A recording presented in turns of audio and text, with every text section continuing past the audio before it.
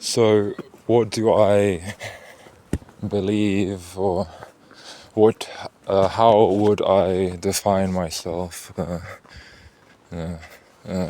spiritually?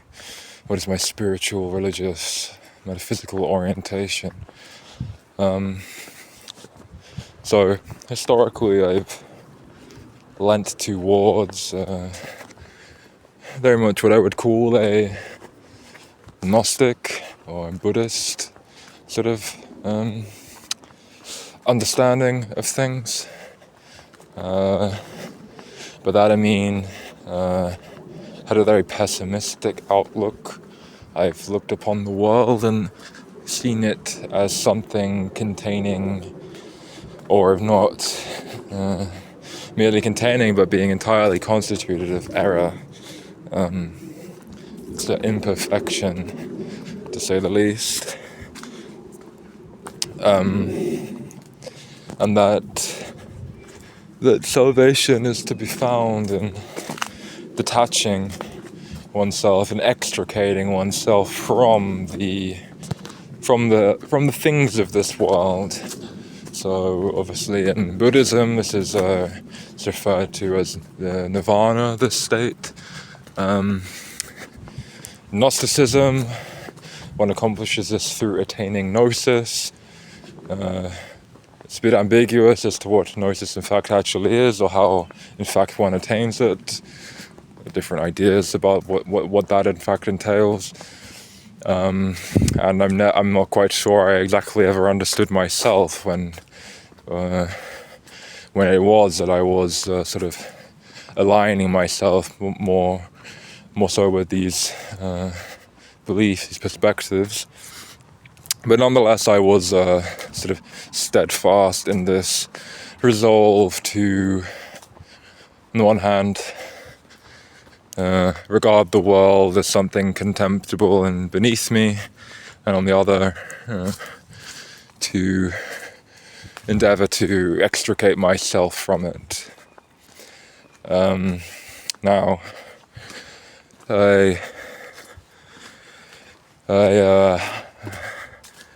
things have moved on a bit from those times, and I wouldn't say I exactly did a 180 degree turn or anything like this on my beliefs, or turn my back on anything really.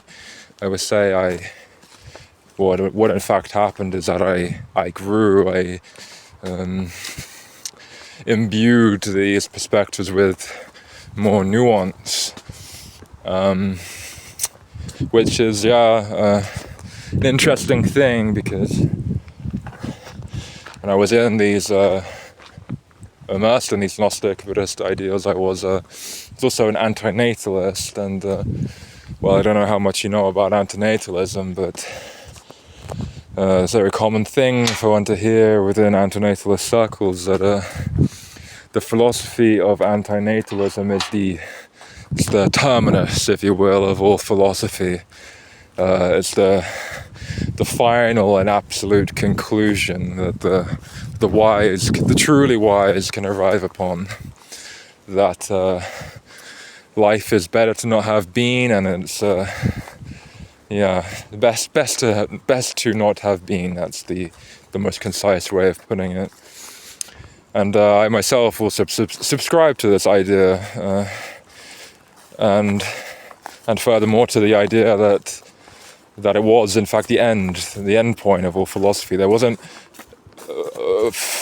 one could not progress further, right? There was no further logical progression of philosophy than that.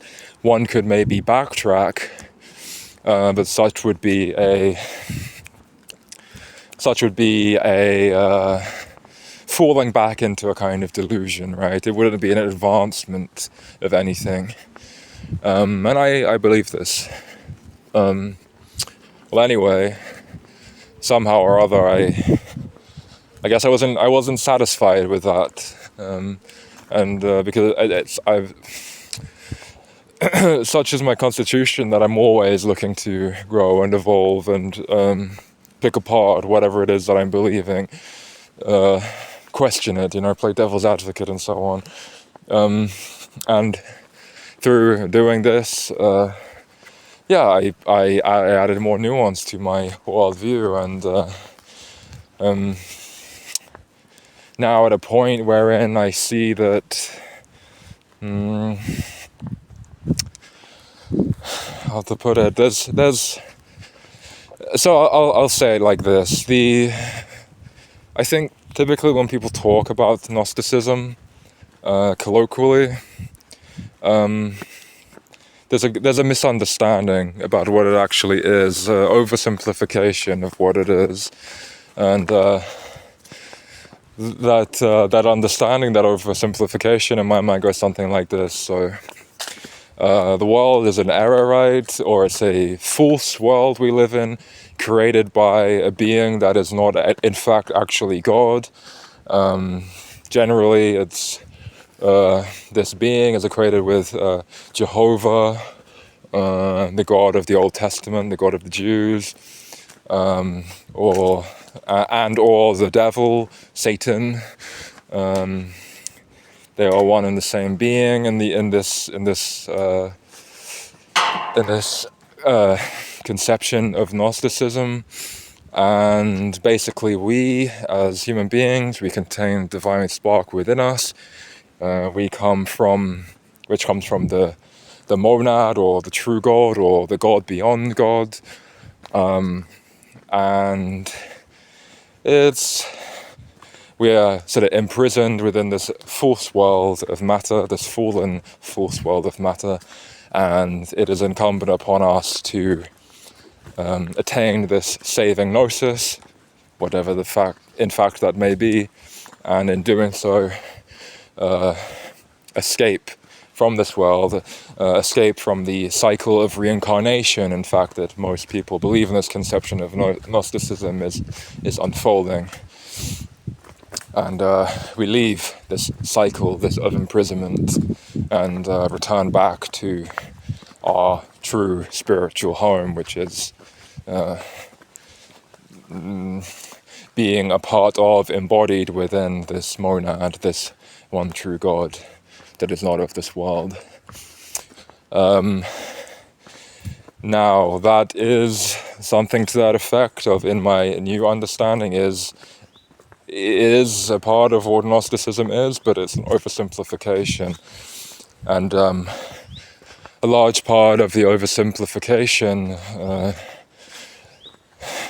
resides in the fact that this centers around the idea of this world being evil and false and so on, which in my new understanding of things, it's like, yes, it is, but it's more complex than that, and there's things to be learned here, there's growth to be had here, and there's also beauty to be found here. It's not so simple as it is made out to be in this colloquial understanding. So now I'm at this point much more immersed in unpacking, immersing myself in these mysteries and symbolism and growth and wisdom, and in doing so finding myself much less mired in this depression and pessimism that was very much attendant to my forays in this domain in the past, and what I saw amongst my contemporaries, if you will, in those times. They were also afflicted similarly with such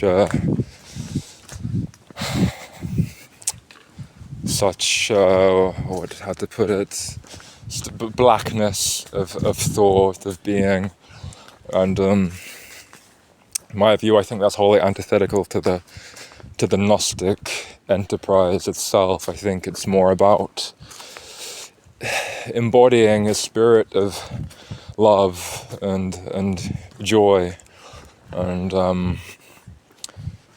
transforming one. It's the process of transforming oneself spiritually within this lifetime. The great work, if you will, right? The spiritualization of matter.